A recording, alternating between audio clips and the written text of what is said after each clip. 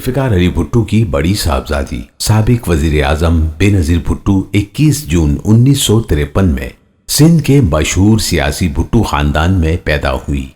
بے نظیر بھٹو پاکستان کی پہلی خاتون وزیر اعظم تھی۔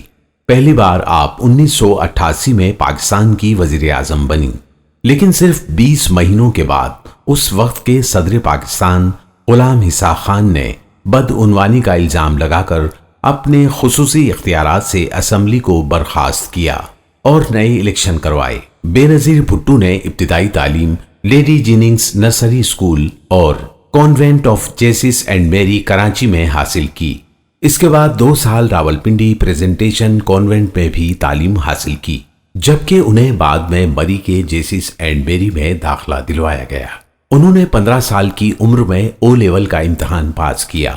اپریل 1969 ریڈ کلف کالج میں انہوں نے ہارورڈ یونیورسٹی میں داخلہ لیا۔ بے نظیر بھٹو نے ہارورڈ یونیورسٹی سے 1973 میں پولیٹیکل سائنس میں گریجویشن کر لیا۔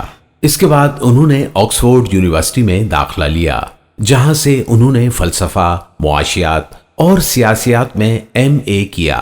وہ آکسفورڈ یونیورسٹی میں دیگر طلبہ کے درمیان کافی مقبول رہیں۔ بے نظیر برطانیہ سے تعلیم حاصل کرنے کے بعد جون 1977 میں اس ارادے سے وطن واپس آئیں کہ وہ ملک کے خارجہ امور میں خدمات سر انجام دیں، لیکن ان کے پاکستان پہنچنے کے 2 ہفتے بعد حالات کی خرابی کی بنا پر حکومت کا تختہ الٹ دیا۔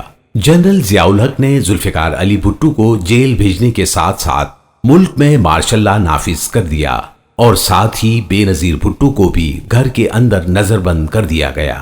اپریل 1979 میں سپریم کورٹ آف پاکستان نے ذوالفقار علی بھٹو کو قتل کے ایک متنازع کیس میں پھانسی کی سزا سنا دی۔ 1981 میں مارشل لا کے خاتمے اور جمہوریت کی بحالی کے لیے MRD کے نام سے اتحاد بنایا گیا، جس میں آمریت کے خلاف 14 اگست 1983 سے بھرپور جدوجہد شروع کی۔ تحریک کی قیادت کرنے والے غلام مصطفیٰ نے دسمبر 1983 میں تحریک کو ختم کرنے کا اعلان کیا، لیکن عوام نے جدوجہد جاری رکھی۔ 1984 میں بے نظیر کو جیل سے رہائی ملی، جس کے بعد انہوں نے 2 سال تک برطانیہ میں جلاوطنی کی زندگی گزاری۔ اسی دوران پیپلز پارٹی کے رہنماؤں نے انہیں پارٹی کا سربراہ بنا دیا۔ ملک سے مارشل لا اٹھوائے جانے کے بعد جب اپریل 1986 میں بے نظیر وطن واپس لوٹیں تو لاہور ایئرپورٹ پر ان کا فقید المثال استقبال کیا گیا۔ بے نظیر بھٹو 1987 میں نواب شاہ کی ایک اہم شخصیت حاکم علی زرداری کے بیٹے آصف علی زرداری سے رشتہ ازدواج میں منسلک ہو گئیں، لیکن اس کے ساتھ ساتھ اپنی سیاسی جدوجہد کا دامن نہیں چھوڑا۔ 17 اگست 1988 میں ضیاء الحق طیارے کے حادثے میں جاں بحق ہو گئے تو ملک کے اندر سیاسی تبدیلی کا دروازہ کھلا۔ سینٹ کے چیئرمین غلام حساق خان کو قائم مقام صدر بنا دیا گیا، جس نے 90 دن کے اندر انتخابات کروانے کا اعلان کیا۔ 16 نومبر 1988 میں ملک میں عام انتخابات ہوئے، جس میں قومی اسمبلی میں سب سے زیادہ نشستیں پیپلز پارٹی نے حاصل کی، اور بے نظیر بھٹو نے 2 دسمبر 1988 میں 35 سال کی عمر میں ملک اور اسلامی دنیا کی پہلی خاتون وزیر اعظم کے طور پر حلف اٹھایا۔ اگست 1990 میں 20 ماہ کے بعد صدر اسحاق خان نے بے نظیر کی حکومت کو بے پناہ بدعنوانی اور کرپشن کی وجہ سے برطرف کر دیا۔ 2 اکتوبر 1990 کو ملک میں نئے انتخابات ہوئے، جس میں مسلم لیگ نواز اور بے نظیر حکومت کی مخالف جماعتوں نے اسلامی جمہوری اتحاد کے نام سے الائنس بنایا، جس کے انتخابات میں اکثریت حاصل کی۔ ان انتخابات کے نتیجے میں مسلم لیگ نواز کے سربراہ نواز شریف وزیر اعظم بن گئے، جبکہ بے نظیر قائد حزب اختلاف بن گئی۔ 1993 میں اس وقت کے صدر غلام حساق خان نے نواز شریف کی حکومت کو بھی بدعنوانی کے الزام میں برطرف کر دیا، جس کے بعد اکتوبر 1993 میں عام انتخابات ہوئے، جس میں پیپلز پارٹی اور اس کے حریف جماعتیں معمولی اکثریت سے کامیاب ہوئی اور بے نظیر ایک مرتبہ پھر وزیر اعظم بن گئی۔ پیپلز پارٹی کے اپنے ہی صدر فاروق احمد خان لغاری نے 1996 میں بے امنی اور بدعنوانی، کرپشن اور ماورائے عدالت قتل کے اقدامات کے باعث بے نظیر کی حکومت کو برطرف کر دیا۔ بے نظیر نے اپنے بھائی مرتضیٰ کے قتل اور اپنی حکومت کے ختم ہونے کے کچھ عرصے بعد ہی جلا وطنی اختیار کرتے ہوئے متحدہ عرب امارات میں دبئی میں قیام کیا۔ اسی دوران بے نظیر نواز شریف اور دیگر پارٹیوں کے سربراہان کے ساتھ مل کر لندن میں ARD کی بنیاد ڈالی اور ملک میں جنرل پرویز مشرف کی حکومت کے خلاف بھرپور مزاحمت کا اعلان کیا۔ ان کی جلاوطنی کے دوران ایک اہم پیش رفت اس وقت ہوئی جب 14 مئی 2006 میں لندن میں نواز شریف اور بے نظیر کے درمیان میثاق جمہوریت پر دستخط کر کے جمہوریت کو بحال کرنے اور ایک دوسرے کے خلاف استعمال نہ ہونے کا فیصلہ کیا۔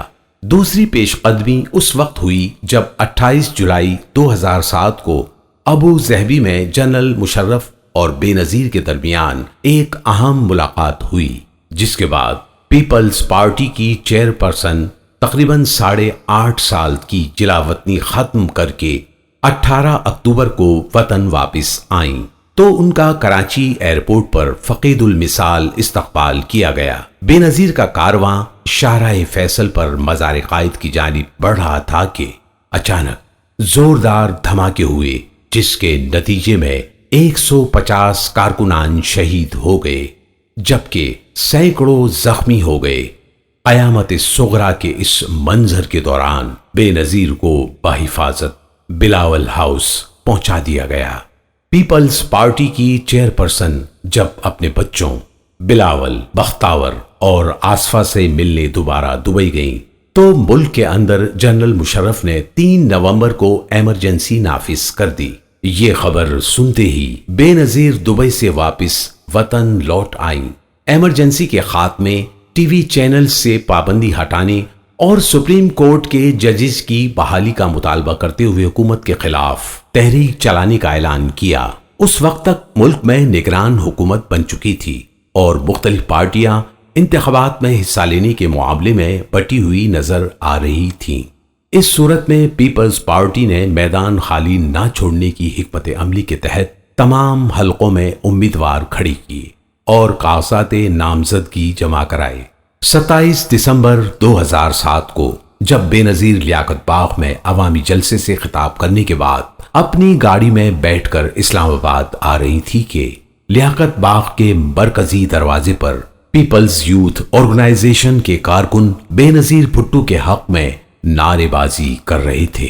اس دوران جب وہ پارٹی کارکنوں کے ساتھ اظہار یکجہتی کے لیے گاڑی کی چھت سے باہر نکل رہی تھیں کہ نامعلوم شخص نے ان پر فائرنگ کر دی۔ اس کے بعد بے نظیر کی گاڑی سے کچھ فاصلے پر ایک زوردار دھماکہ ہوا، جس میں ایک خودکش حملہ آور جس نے دھماکہ خیز مواد سے بھری ہوئی بیلٹ پہن رکھی تھی خود کو دھماکے سے اڑا دیا۔ اس دھماکے میں بے نظیر بھٹو جس گاڑی میں سوار تھی اس کو بھی شدید نقصان پہنچا، لیکن گاڑی کا ڈرائیور اسی حالت میں گاڑی کو بھگا کر راولپنڈی جنرل ہسپتال لے گیا، جہاں وہ زخموں کی تاب نہ لاتے ہوئے شہید ہو گئیں۔ بے نظیر کی وصیت کے مطابق پیپلز پارٹی کی قیادت ان کے 19 سالہ بیٹے بلاول زرداری بھٹو کو وراثت میں سپرد کر دی گئی۔